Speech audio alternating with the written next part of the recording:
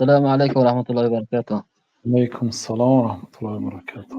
حضرت جان امید در وقت تراویح خواندن در می ختم می شود که ما مثلا تلفن را بگیریم برآورد امام مثلا بخونیم در نماز. مستحب این است که یعنی بهترینش این است که گوش اندازید.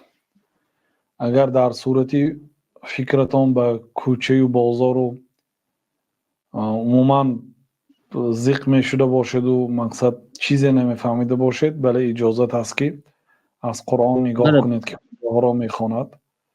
برای آنکه بعضی آدم ها وقتی که نماز تراویح میسن علل خصوص 20 رکعته باشد، یک آدم ها پروژه ساونا کشیده است در 20 رکعت نماز، خیلی میکنم بله. اینه که از نمازش چیزی نیست. یعنی در همین بله. حالت اگر گوش کرده نمیفهمیده باشید، نگاه کنید. اگر اقلا یعنی با مقصد تعلیم گرفتن یا نگاه کردن، امید میکنیم که باقی نیست.